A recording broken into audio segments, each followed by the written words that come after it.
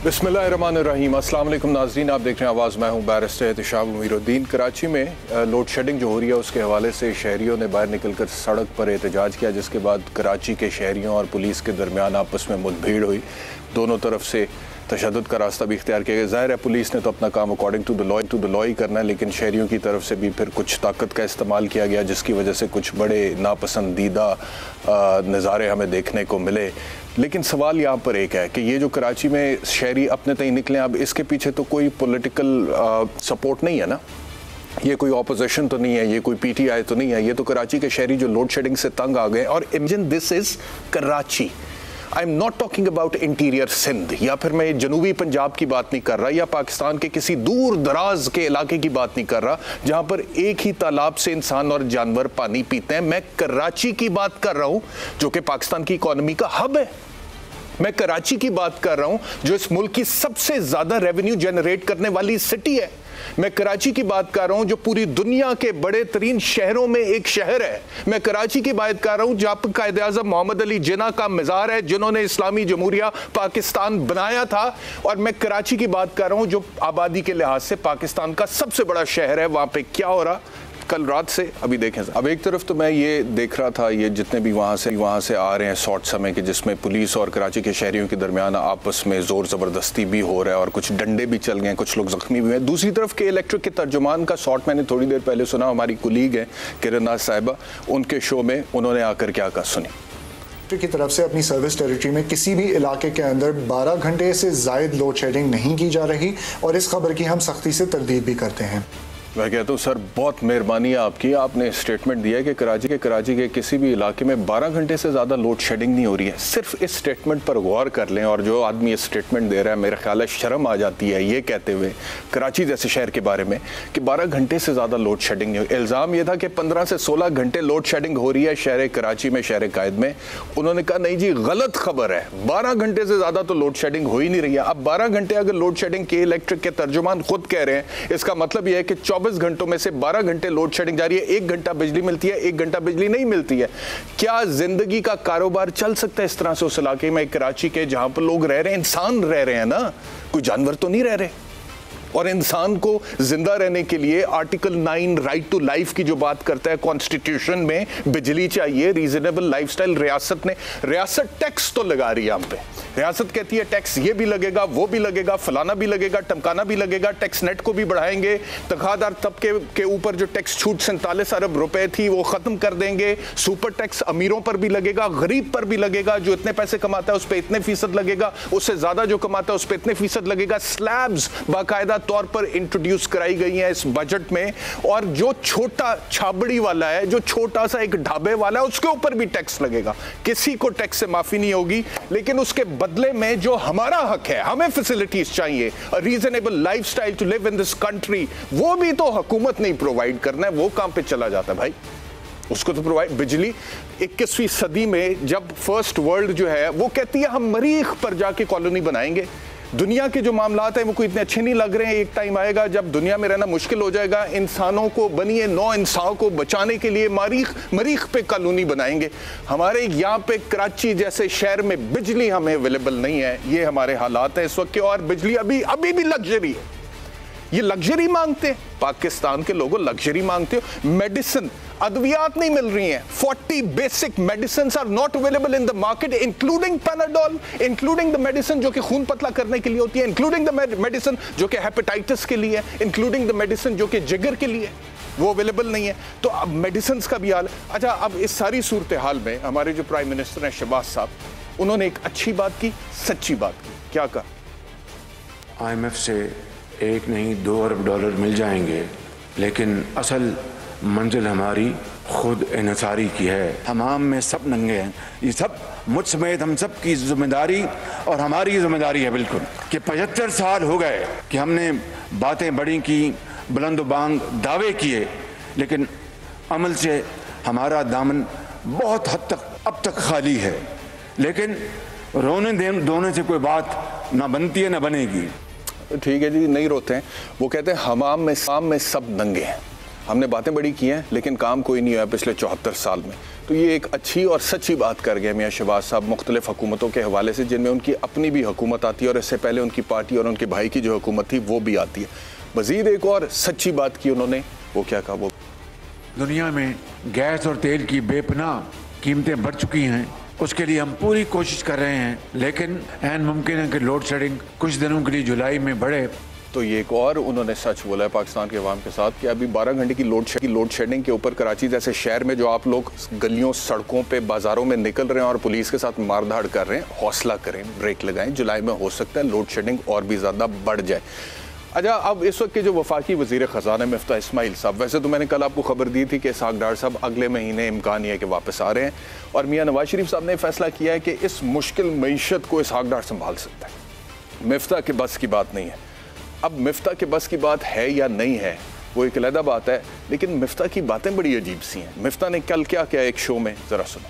PIA कोई 1 रुपये में हमसे ख़रीद ले तो हमारे लिए बहुत फ़ायदेमंद है। पाकिस्तान स्टील मिल कोई 1 रुपये में हमसे ख़रीद ले हमारे लिए बहुत फ़ायदेमंद है। ये आपके वफाकी वज़ीर ख़ज़ाना कह रहे हैं आपके नेशनल एसेट्स के बारे में, आपके बड़े बड़े नेशनल एसेट्स के बारे में that are owned by the government और जिनमें हज़ारों लोग काम करते हैं। और अगर इनको सही तरीके से सिर्फ मैनेज किया जाए, मैनेजमेंट ठीक हो, सही तरीके से मैनेज किया जाए, तो यही इदारे जो हैं ये अरबों रुपया मुनाफा दे सकते हैं। द प्रॉब्लम इज़ कि मैनेजमेंट नहीं करनी है, लेकिन हमसे 1 रुपये में कोई ख़रीद ले तो बहुत फ़ायदेमंद है, हम बेचने के लिए तैयार हैं। मज़ीद क्या कहा उन्होंने ये भी सुना। यानी कि बात इस हद तक चली गई है जिस तरह हम दोस्त ममालिक के पास जाकर कहते हैं कि हमें कुछ पैसे दे दें उधार, क्योंकि हमने अपनी इकॉनमी चलानी है, हम कहीं दिवालियापन का शिकार ना हो जाए। और हमारे वफाकी वज़ीर ख़ज़ाना खुद कहते रहे हैं कि हम खुदा न खास्ता दिवालियापन का शिकार हो सकते हैं, which was a big statement. लेकिन उनकी मेहरबानी, कल उन्होंने बल्कि आज उन्होंने ये कहा है कि अब हम दिवालियापन के ख़तरे से बाहर निकल चुके हैं, क्योंकि IMF $2 अरब दे रहा है, चीन की तरफ से $2 अरब, 30 करोड़ डॉलर मिल रहा है पाकिस्तान को, तो अब दिवालियापन का ख़तरा नहीं है। लेकिन ये PIA और इसके हवाले से वो कह रहे हैं कि हम दोस्त ममालिक से बात कर रहे हैं कि वो अगर हमारे साथ ताउन करें तो हमारे ये इदारे ले लें, ख़रीद लें, औने पौने दामों जैसे भी ख़रीदने ख़रीद लें। PIA हम ठीक नहीं कर सकते, ये हम ठीक नहीं करेंगे। ये आज किसी बड़े सरमायादार के पास चला जाए, आप इसको प्राइवेटाइज कर दें। मैं आपको बता रहा हूँ कि PIA भी कतर एयरवेज़ की तरह, इत्तेहाद की तरह या किसी भी दुनिया की और बड़ी एयरलाइन की तरह मुनाफा में चली जाएगी, एक बड़ी ऑर्गेनाइजेशन बन जाएगी, मुनाफा बख्श ऑर्गेनाइजेशन बन जाएगी और करोड़ों डॉलर्स कमाने का पोटेंशियल हो सकता है। एमिरेट्स को PIA ने ट्रेन किया था ना, एमिरेट्स वालों को PIA ने ट्रेन किया था। PIA was one of the best airlines in the world in 1960s। तोती बोलता था पाकिस्तान इंटरनेशनल एयरलाइंस का। उस PIA के बारे में आज 2022 में हमारे वफाकी वज़ीर ख़ज़ाना को क्या कहना पड़ रहा है, मैं समझता हूँ कि बायसे शर्म है इस मुल्क के लिए, इस कौम के लिए, हम सब के लिए। अब इस सारे को अल्टरनेटिव इस वक्त हमारे पास क्या है? जनाब मोहतरम इमरान खान साहब वो क्या फरमा रहे हैं? महंगाई है, जहाँ तक हमें पता है जुलाई में और बढ़नी है, क्योंकि इन्होंने जुलाई में जो LNG थी वो नहीं आ रही है। आपके पास एक ही तरीका है कि हमारी माशत को ठीक कैसे कर सकते। जरदारी खानदान और शरीफ खानदान को जो बाहर अरबों डॉलर पड़ा है, आप आधा ही वापस ले आए ना तो वो ये बुरहान से निकल सकता है। बाकी आपके पास और कोई दूसरा रास्ता नहीं है। साफ और शफाफ इलेक्शन के बाद अलावा कोई और दूसरा रास्ता आज नहीं है। इस अहद के बहुत बड़े लीडर, पाकिस्तान तहरीक इंसाफ के चेयरमैन, पाकिस्तान के साबिक वज़ीर आज़म जनाब मोहतरम इमरान खान साहब के पास एक ही फार्मूला है जो पिछले 22 साल से वो दे रहे हैं, और वो फार्मूला ये है कि ये जो ख़ानदान दो इक़्तिदार में रहे हैं, इनके अरबों डॉलर मुल्क से बाहर पड़े हैं, उसमें से आधा ही वापस ले आए तो पाकिस्तान के मसाइल हल हो सकते हैं, मईशत अपने पैरों पर खड़ा हो सकती है। 22 साल आपने ये मंजन बेचा है, उसके बाद 3.5 साल आपने हुकूमत की है, उसके बाद आपकी हुकूमत चलेगी, अब आप दोबारा ऑपोजिशन। अब हम थक गए हैं इमरान खान साहब ये बातें सुन कर। आपकी 3.5 साल हुकूमत थी, आपने शहजाद अकबर को लगा दिया है, वहाँ पे मलिक रियाज का 41 अरब रुपया जो पाकिस्तान को NCA ने वापस किया और जो कि सरकारी खजाने में जाना चाहिए था और गरीबों पे लगना चाहिए था, और ट्वीट्स ऑन रिकॉर्ड है, वो तो आपने मलिक रियाज हुसैन को वापस कर दिया और वफाकी काबीना ने उसके ऊपर अपनी मोहर सब्त की और ये लिखा कि ये कॉन्फिडेंशियल है, इसको डिस्क्लोज नहीं करना मीडिया के ऊपर। तो जो पैसा 41 अरब रुपया वापस आ गया था उसकी तो ये कहानी मैं आपको सुना रहा हूं 22 साल से, उससे पहले और अब इंक्लूडिंग ये 3.5-4 साल, 26 साल से आप एक ही मंत्रा आवाम को बता रहे हैं इनके अरबों डॉलर हैं। भाई कितने अरब डॉलर हैं हमें एग्जैक्टली बताएं ना, कितने अरब, because that is not the problem कि अरबों डॉलर हैं या नहीं है। प्रॉब्लम ये है इमरान खान साहब के पाकिस्तान की बहुत बड़ी तादाद अवाम की जो है वो आपको फॉलो करती है। आप एक ऑल्टरनेटिव हैं। लोग समझते हैं अगर हमें शहबाज का, जरदारी का ऑल्टरनेटिव चाहिए, वो इमरान खान की तरफ देखते हैं। अगर इमरान खान को खुद ही नहीं पता कि मुल्क के असल वसाइल की वजह क्या है और ये हल कैसे हो सकते हैं, यानी कि चंद अरब डॉलर से आप समझते हैं कि इस वक्त हमारे ऊपर जो 43,000 अरब रुपए का कर्जा चढ़ा हुआ है वो हल हो सकता है अगर जरदारी के, नवाज शरीफ के चंद अरब डॉलर्स हम वापस ले आए। आप ये समझते हैं कि जो 4 बड़े खसारे, रिकॉर्ड खसारे हुए हैं पिछले 4 साल के हमारे बजट के, वो ठीक हो सकते हैं? नहीं हो सकते। उसके लिए आपको कुछ और करना पड़ेगा, प्लानिंग करनी पड़ेगी, इकोनॉमिक प्लानिंग करनी पड़ेगी। इस मुल्क को अगर अपने पैरों पर खड़ा करना है आपने, तो वो तो हुई नहीं। वो तो कई वजीर खजाना आ गए। वो तो असद उमर साहब जो आपके पोस्टर बॉय थे, उनको 3-4 महीने बाद बदलना पड़ा, फिर दूसरा, फिर तीसरा, फिर चौथा, आखिर में हमाद अजहर आ गया। फिर वजीर तवानाई जो है वो के तौर पे वो अजीबोगरीब पॉलिसीज लाते रहे। टाइम पे LNG उन्होंने नहीं खरीदी है। किधर जाए? पहले आप कहते थे वो जो कट्टे ले लो, पहले आप कहते थे मुर्गियां ले लो, चूचे दे देंगे लोगों को, उसके बाद गुर्बत खत्म हो जाएगी। उसके बाद आपने towards the end of the tenure आपने कहा नहीं, कंस्ट्रक्शन पे हमें करना चाहिए था, नहीं, हमें सनतकारों को ये पैकेज देना चाहिए। कोई भी मुल्क एग्रीकल्चर से तरक्की नहीं कर सकता। ये एक्सपेरिमेंट हो रहा है। Is this a laboratory? हम 22 करोड़ क्या है, हमारे ऊपर एक्सपेरिमेंट हो रहा है। क्या करें हम?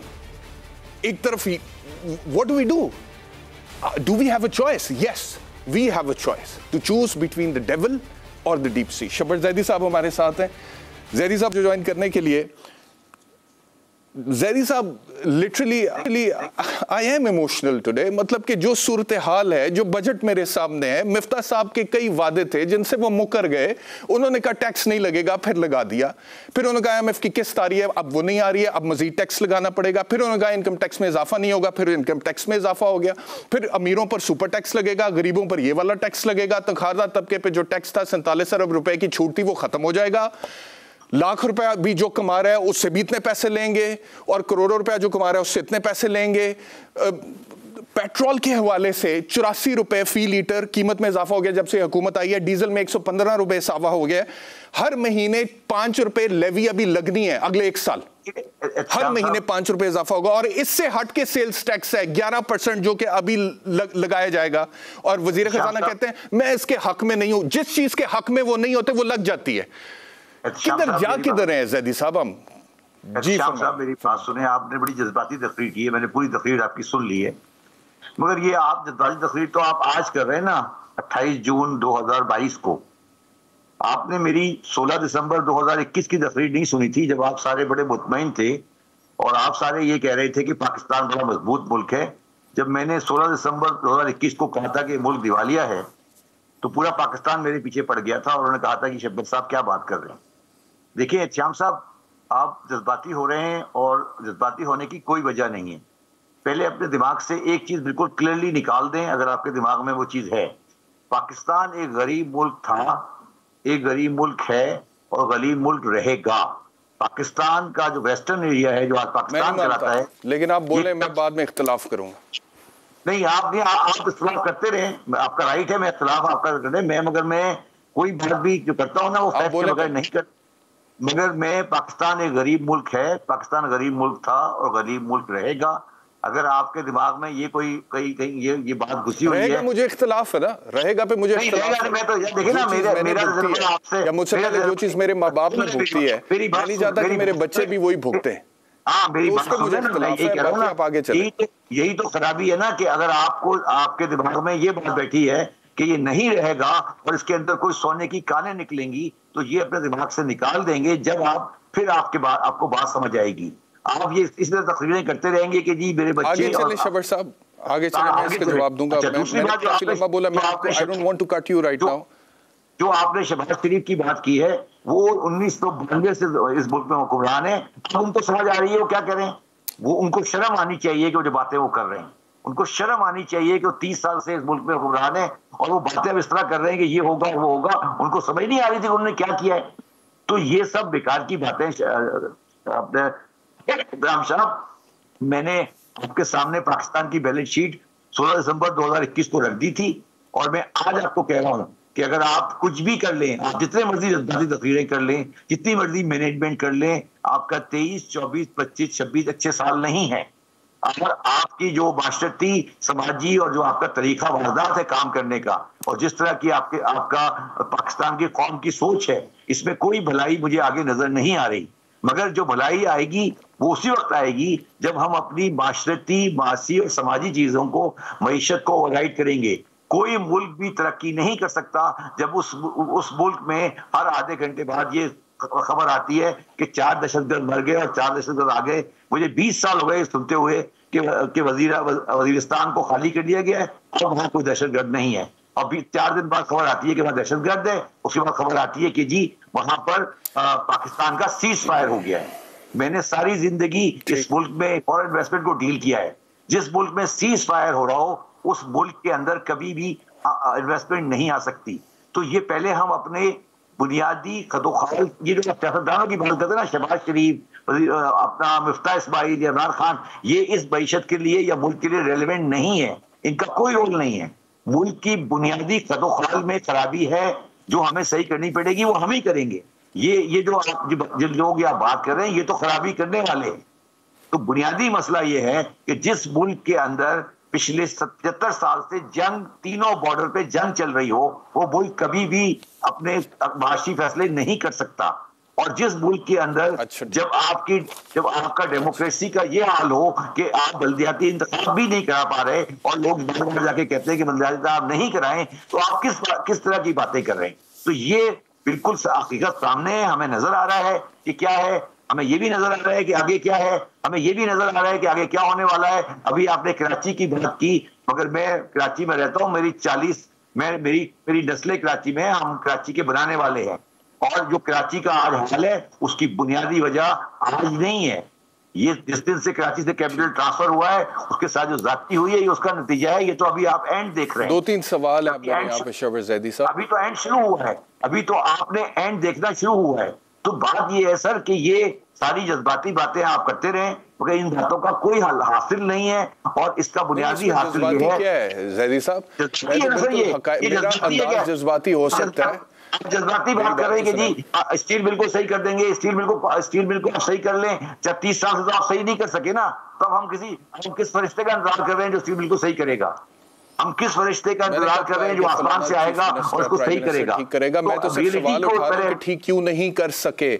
अच्छा मेरी बात सुनो, नहीं कर सकते हो सकता है, लेकिन जितनी बातें मैंने की हैं अगर वो हकायक से हटकर की हैं तो आप मुझे बता दें। मैंने तो हकायक के मुताबिक की हैं। आपके मुल्क में इस वक्त 40 मेडिसिन की शॉर्टेज है जो कि बुनियादी मेडिसिन हैं। बात तो सुने ना आप ज़ैदी साहब कि पीआईए खराब इसलिए नहीं हुई कि मैनेजमेंट खराब है, पीआईए खराब इसलिए हुई कि ओपन एयर पॉलिसी। मुझे ये बताया ना आप शहबाज ज़ैदी साहब, आप मुझे ये बताएं, आपने कहा कि 4 मैं खबर सुनता हूं कि दहशतगर्द मर गए हैं, जनूबी वजीरिस्तान में अमन हो गया है, लेकिन जिस मुल्क में बॉर्डर में 3 जगहों पर 3 साइड्स पर जो है जंग चल रही हो तो उस मुल्क में इकोनॉमी तरक्की नहीं कर सकती है। आपने उसको, मुझे लगता है मेरी मतलब के राय में आपने उसको ओवर सिंप्लीफाई कर दिया। देखिए हर मुल्क में प्रॉब्लम्स होते हैं, चैलेंजेस होते हैं, हिंदुस्तान में भी है ना प्रॉब्लम्स।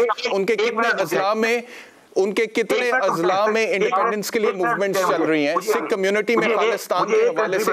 सर आप बीच में ना बोले प्लीज, मेरी बात तो सुने ना, बारी बारी बात करते हैं ना ज़ैदी साहब, बारी बारी बात करते हैं, फिर आप बोलेंगे, मैं नहीं बोलूंगा बीच में। बताइए जी। ठीक है, तो मैं आपसे ये कह रहा हूं कि प्रॉब्लम्स जो है ना लॉ एंड ऑर्डर के हवाले से वो हमारे हमसाया मुल्क हिंदुस्तान में भी हैं। ठीक है, सिर्फ ये नहीं कि पाकिस्तान में है। लेकिन अब पाकिस्तान स्टील मिल अगर खसारे में गया है, अगर पाकिस्तान स्टील मिल खसारे में गया है, अगर पीआईए खसारे में गया है तो वो दहशत गर्दों की वजह से खसारे में गया है, वो मिसमैनेजमेंट की वजह से खसारे में गया है। और वो मिसमैनेजमेंट कई सालों से होती चली आ रही है शहबाज ज़ैदी साहब, उसका डायरेक्टली लॉ एंड ऑर्डर से कोई ताल्लुक नहीं है और वो पॉलिटिशियंस ने करनी है। सुन लेना बात, पीआईए पे आपने बात की है ना, पीआईए पे आज बात कर ले मेरे साथ।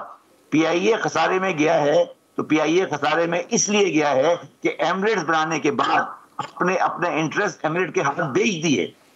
आज पाकिस्तान ओपन एयर पॉलिसी और नवाज शरीफ ने पीआईए को तबाह कर दिया। ये आप ये क्या है, ये मैनेजमेंट का इशू नहीं है, ये इंटेलेक्चुअल करप्शन है।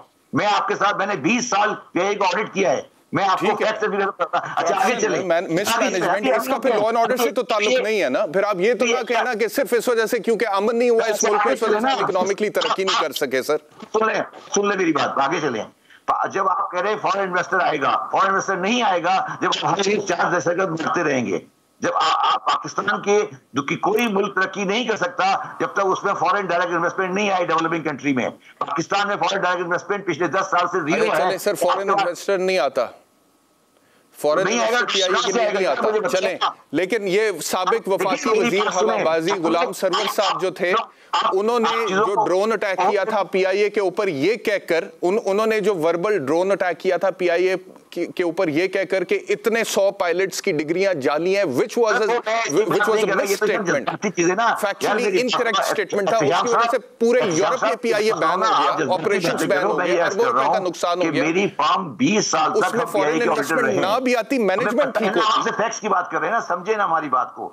हम ये कह रहे हैं कि जब पाकिस्तान दुनिया के किसी मुल्क के अंदर ओपन एयर पॉलिसी इस तरह नहीं होती।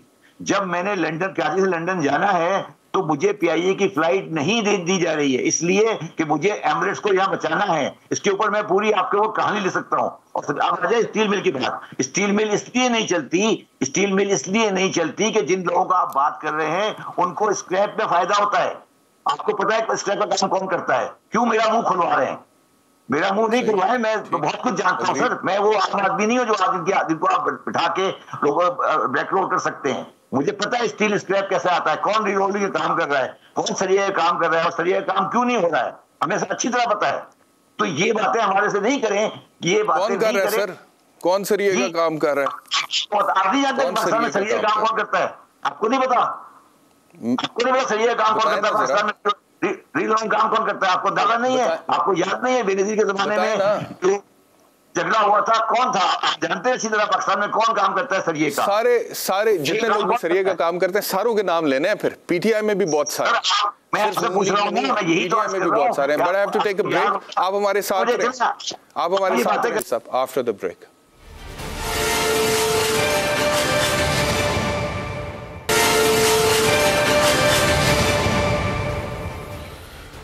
Welcome back to Aawaz. मुझे ज्वाइन किया है सीनियर तजज़ियानगार मोहसिन बेग साहब ने और शबर जैदी साहब भी मेरे साथ हैं। मोहसिन बेग साहब बहुत शुक्रिया मुझे ज्वाइन करने के लिए। मोहसिन बेग साहब, एक तो इकॉनमी के हवाले से बात हो रही है और मियाँ शहबाज शरीफ साहब का आज का स्टेटमेंट वज़ीर आज़म पाकिस्तान का, जिसमें उन्होंने कहा कि समाम में सभी नंगे हैं, हमने कॉल फेल में तजाद है, बातें बड़ी की हैं लेकिन काम कोई नहीं किया।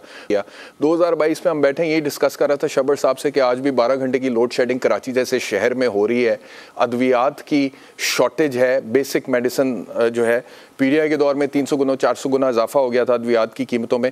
अच्छा, अब तरफ एक बहुत बड़ा जो नुक्ता है वो है पॉलिटिकल स्टेबिलिटी के हवाले से। लाहौर हाईकोर्ट की अगली जो मेरी स्टोरी है वो पंजाब की हुकूमत के हवाले से, जिसमें लाहौर हाईकोर्ट का आज का रिमार्क है, हम दोबारा इलेक्शन का सोच रहे हैं। और पीटीआई के वकील ने कहा 10 दिन दें, हमजा शहबाज को ओहदे से हटाएं, 10 दिन दें, फिर इलेक्शन करवाएं। और एडवोकेट जनरल पंजाब ने कहा कि सर 1 दिन की मोहलत दें, मैं चीफ मिनिस्टर मौजूदा जो हमजा शहबाज उनसे मुशावरत कर लूँ, उसके बाद फिर मैं आपको बताऊंगा, लेकिन इलेक्शन पर हमें कोई एतराज़ नहीं है। यानी कि अब पाकिस्तान का सबसे बड़ा सूबा 12 करोड़ आबादी का एक बार फिर इलेक्शन की तरफ जाएगा। तो ये इक़्तिदार की जो जंग है हमारे सियासतदानों में, मुख्तलिफ पॉलिटिकल पार्टीज़ में, ये चीफ मिनिस्टर है, ये नहीं है, फिर अदालतें, फिर ये तो सारे इन्हीं कामों में लगे हुए हैं। मेरा कौन सोच रहा है, अवाम का कौन सोच रहा है, अद्वियात का कौन सोच रहा है? गैस बिजली की कीमतें बढ़ गई, पेट्रोल आसमान पे चला गया, डीजल आसमान पे चला गया। अगर फोकस सारा इधर होगा तो जो मेन इशूज़ हैं वो कैसे रिजॉल्व होंगे? मोहसिन बेग साहब, उसकी तरफ किसी का ध्यान है? आगे आने वाले दिनों में क्या होता देख रहे हैं? ये हुकूमत संभाल पाएगी? इसहाक डार साहब आ रहे हैं, The magic man is coming from London to Pakistan to become the finance minister of this country. Will he be able to handle? Hello, किससे बात कर रहे हैं? बेसिकली सर मैं आता हूँ जैदी साहब आपकी तरफ। बेसिकली जो भी मैंने अभी सुना और जैसे आपने कहा, उसकी मेन वजह तो पॉलिटिकल स्टेबिलिटी है। कभी पॉलिटिशियन नहीं वो आने देते और कभी हमारी माशाल्लाह जो कोर्ट्स हैं वो भी नहीं आने देती। फैसले आपने कैसे करने हैं, हज़ारों केसेस पड़े हुए हैं, लेकिन हमारी अदालतों में जो सबसे ज़्यादा केसेस सुने जाते हैं वो पॉलिटिकल बेस के ऊपर सुने जाते हैं। तो ऐसा बिल्कुल अनफॉर्चुनेट है कि हमारे यहाँ हर शख्स तला आजमाई कर रहा है, कोई इधर खींचता है, और जो शख्स भी किसी भी चेयर पे बैठा है और उसमें पावर है वो अपने दायरा इख्तियार में नहीं रहता, वो दूसरे के दायरा इख्तियार में जाके काम करने की कोशिश करता है। और यहाँ भी ऐसा ही हो रहा है। अगर पार्लियामेंट को काम ना करने दिया जाए, जैसा कि वो ख़ुद भी नहीं कर रहे थे, ये 3.5 साल आपने देखा है कि खान साहब की जो चॉइस थी वो एज ए थर्ड ऑप्शन के तौर पर उनको लाया गया, और जितना उन्होंने वादे दावे और जितने बयानात दिए उनमें से कोई पूरा नहीं कर सके, उससे भी बड़ी मायूसी फैली। और अब जिस तरीके से वो बाहर निकल के गुफ्तगू कर रहे हैं रियासत पाकिस्तान के ख़िलाफ़ और हमारे रियासती अदारों के ख़िलाफ़, वो भी मैं समझता हूँ कि किसी एक्स प्राइम मिनिस्टर को ज़ेब नहीं देते। और जितनी मायूसी, और जो अभी आपने उनके क्लिप सुनाए हैं, यही वजह है कि विजन नहीं है उन पॉलिटिकल लीडरों में जो जिनको खुद क्रिएट किया गया।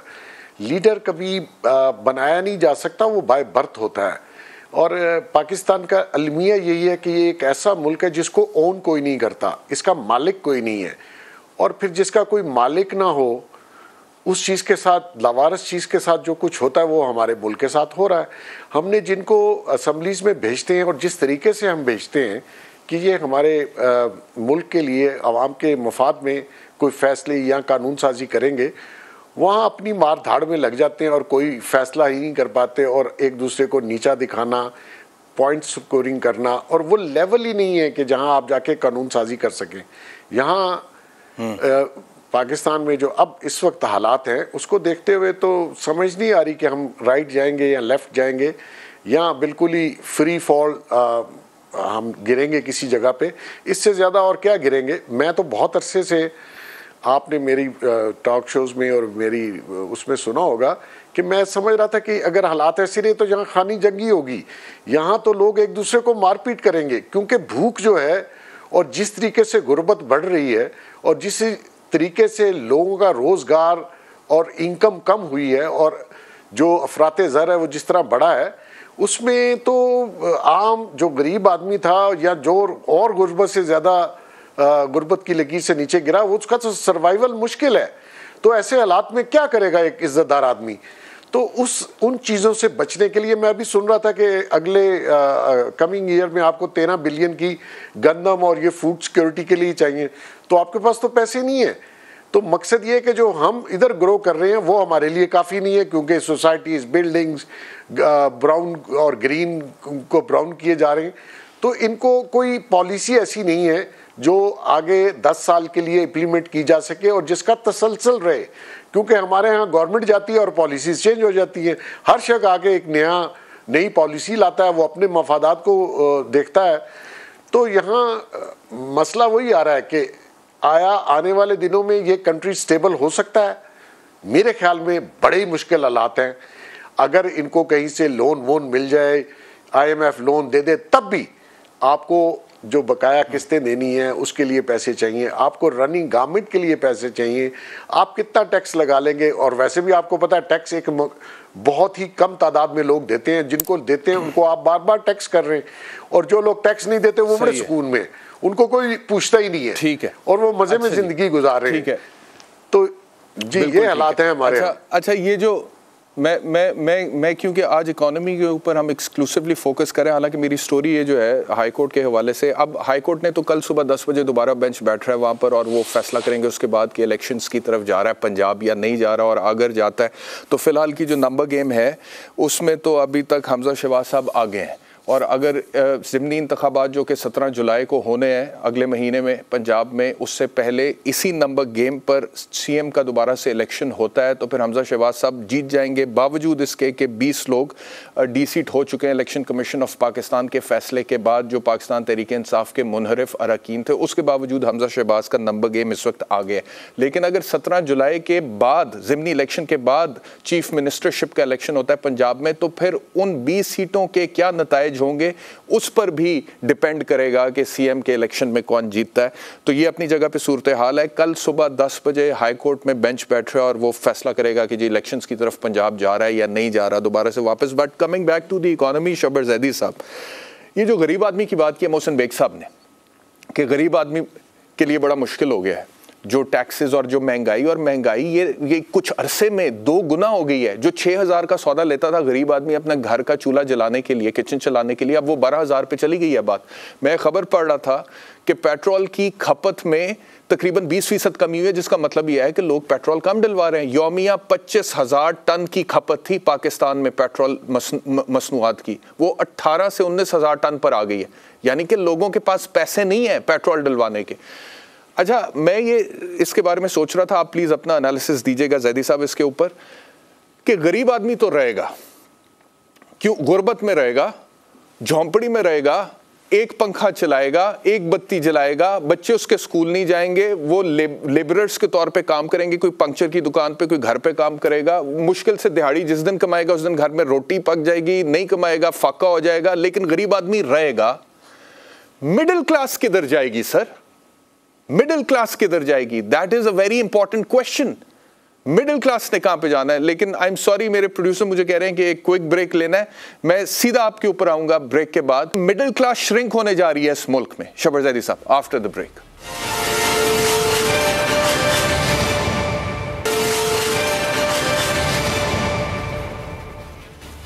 Welcome back to Aawaz. Shabbar Zaidi साहब, जो सवाल छोड़कर गया था, मिडिल क्लास किधर जाएगी? श्याम साहब, बात ये है कि पाकिस्तान में मिडिल क्लास एग्जिस्ट करती है और वो ग्रेजुअली कम होती जा रही है। लोग अब मिडिल क्लास से निकलकर वो अब लोअर क्लास पे जाते जा रहे हैं, और हमेशा जब इकोनॉमिक क्योस आता है तो सबसे ज़्यादा परेशानी मिडिल क्लास को ही होती है। और वो पाकिस्तान में जो अभी हालात हैं, इसमें ये मिडिल क्लास बहुत सीरियसली श्रंक हो रही है और ये निहायत प्रॉब्लम में जा चली गई है, और इसके लिए अब रोज़ाना का गुजारा बहुत मुश्किल हो गया है। मगर एक बात जो श्याम साहब आप लोग रियलाइज नहीं कर रहे, कि मैंने जिस तरह कहा कि हमारा समाजी और माशरती मसला हल है, आप मुझे बताइए कि इस मुल्क में आबादी जिस तरीके से बढ़ रही है और हमने कोई प्लानिंग नहीं की कि हम आबादी को कंट्रोल करें, तो बुनियादी मसला हमारा ये है कि हम पाकिस्तान का कोई बुनियादी माशरी मसला हल नहीं कर पा रहे, क्योंकि हमने माशरती स्ट्रक्चर इस तरह बना लिया है। फॉर एग्जाम्पल, मैं पिछले 8 महीने से कह रहा हूँ कि बाजार 6 बजे बंद करके बिजली बचाएं, ये नहीं बचा रहे ना जी, या हम फैमिली प्लानिंग को नहीं कर रहे ना जी।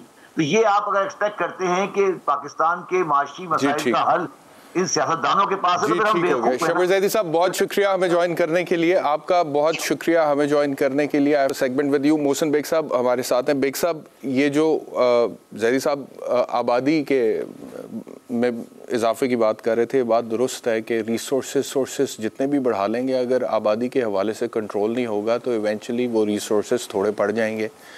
पॉलिसी तो कोई नहीं है इस हवाले से। और दूसरा, मुझे पंजाब के हवाले से बता दें, आप क्या देख रहे हैं आने वाले दिनों में? आपको लगता है कि दोबारा से पंजाब वज़ीर आला के इलेक्शन की तरफ जा रहा है? देखें, बैरिस्टर साहब कल कोर्ट क्या फ़ैसला देती है, क्योंकि जो ऑब्जर्वेशंस उनकी आई, वो ऑब्जर्वेशन मैं समझता हूँ शायद पाकिस्तान में एक ट्रेंड बन गया, फैसले से पहले ऑब्जर्वेशंस देना, उसी से काफ़ी काम जो है वो ख़राब हो जाता है।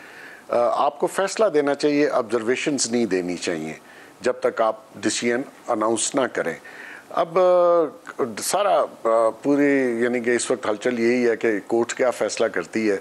सुबह लग यही रहा है कि वो शायद कोई ऐसा फ़ैसला दें कि आप इलेक्शन की तरफ जाएं और एक नया केओस क्रिएट हो, लेकिन उसमें मुस्लिम लीग के लिए कि अब वो पहले वाला हाल नहीं है जब ये लोग इलेक्ट हुए थे हमजा शहबाज, क्योंकि अब गवर्नर साहब उनके अपने हैं और वो किस तरीके से गवर्नर एक्ट करते हैं, डिसीजन को लेके चलते हैं और किस तरीके से नया इलेक्शन वो अनाउंस करते हैं। मोहसिन बेग साहब, बहुत शुक्रिया हमें ज्वाइन करने के लिए। यही करता है कि अगर ज़िमनी इंतखाबात के बाद पंजाब में वज़ीर आला पंजाब का इलेक्शन होता है, तो फिर उसके जो नताइज होंगे, 20 सीटों पर इलेक्शंस होने और उसके बाद फिर 5 रिज़र्व सीट्स हैं जिनका फ़ैसला होना है according to the results of वो जो 20 सीटें आती हैं, फिर जो ढांचा ओवरऑल बनेगा उसके मुताबिक, तो फिर उस पर काफ़ी हद तक डिपेंड करेगा कि CM पंजाब का इलेक्शन कौन जीतने जा रहा है। लेकिन अभी तक गेम हमजा शहबाज के हक़ में। बहुत शुक्रिया प्रोग्राम देखने के लिए। इंशाल्लाह कल आपसे दोबारा मुलाकात होगी। अपना बहुत ख्याल रखिए। अल्लाह हाफ़िज़।